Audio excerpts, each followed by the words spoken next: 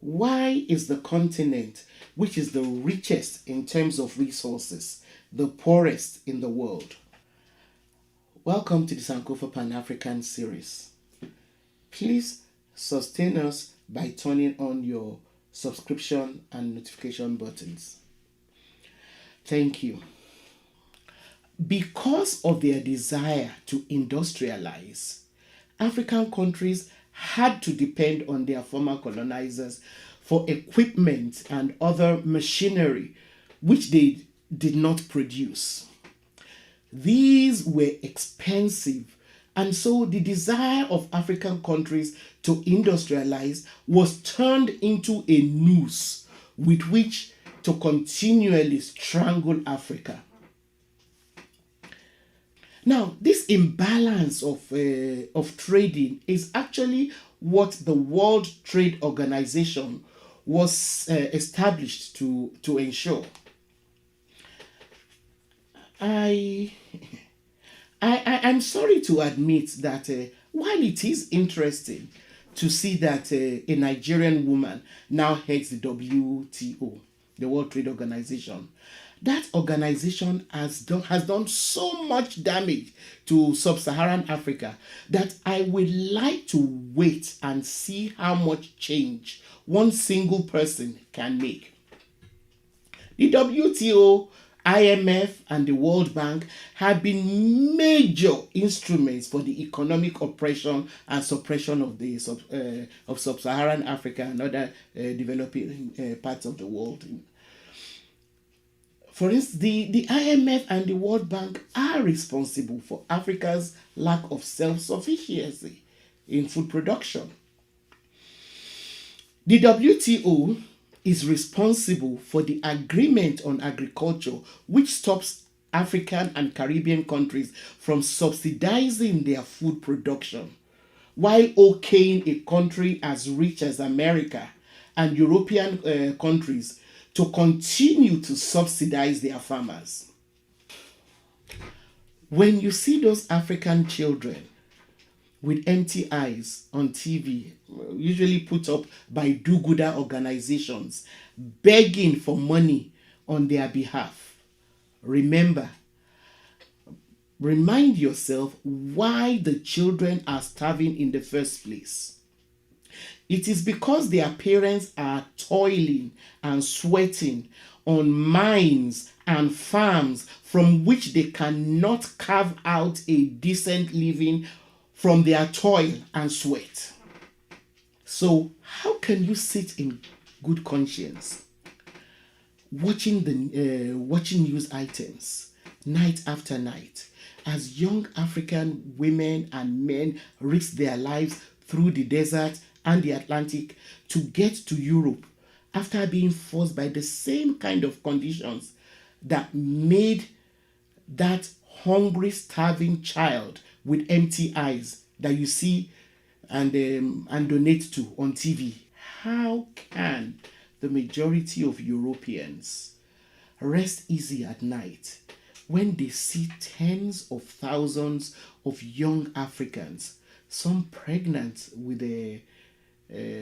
babies, some accompanied by their young children, in a desperate reversal of the direction of the transatlantic slave routes?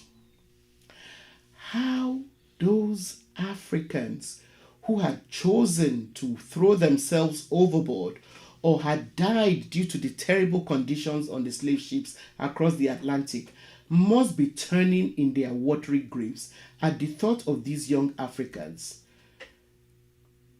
going to be enslaved in Europe. I am really anxious to see how Dr.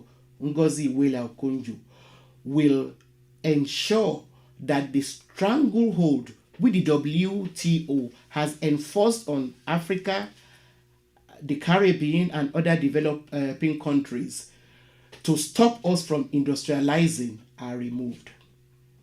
I can't wait to see what she's going to do about removing those strangleholds. So, why do superpowers give out foreign aid to Africa in billions of dollars every year if they want us to continue to remain poor? You may want to ask. Apologies to American and European celebrities and other do-gooders in advance. Please ask yourself this question. Do you know any poor country in the world that was transformed through aid alone into a rich or even marginally self-sufficient country? Please share the information with me if you can find a country in the world that became self-sufficient through aid. The truth is that rather than eliminate poverty, which should be our target, the insane concept called poverty alleviation, pro-poor strategies, or aid only further increase poverty. Research shows that developing countries in Africa and the Caribbean lose more money annually than they receive through aid, investment, and remittances.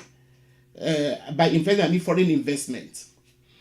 According to an account published in 2017, more than 3 times the amount that Africa receives in aid was taken out mainly by multinational companies who fraudulently misreport the value of their imports or exports to reduce tax. These multinationals exploit the crippling structural adjustment policies of the World Bank and IMF and amass so much wealth from developing countries that often their bank balances are way bigger, many times bigger than the size of many African and Caribbean economies. Now, this wealth does not only allow multinationals to act above the laws of the host countries, but it allows them to coerce effectively and collude with political leaders. And also and this continues corruption. They continue to corrupt the system, with their countries now proclaim loudly as the reason for Africa's poverty. Their governments are, of course, also ever ready to prop up dictators, so long as the dictators do not stand in the way of their continuous exploitation of Africa. So let us look at the issue of corruption and poor leadership, which no doubt, of course, play a role in our problems. However, if we are to believe that poor leadership and corruption are the only reasons for Africa's underdevelopment, then we have to first of all believe that there is something inherently wrong with us as Africans, and that we have an innate propensity for corruption, which is the narrative that these developed countries keep pushing at us. The truth of the matter is that there is corruption everywhere, and Africans are not inherently corrupt by any stretch of the imagination. America is the global capital of kleptocracy, and other developed countries are no different.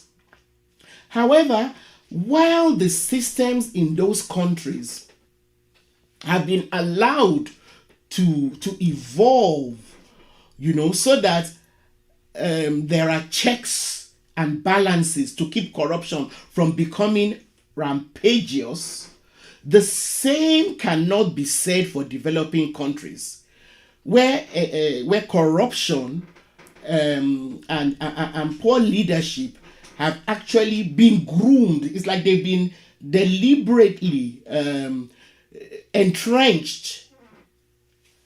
Now, we cannot get away from the fact that even corruption has been and continues to be exploited to work against Africa.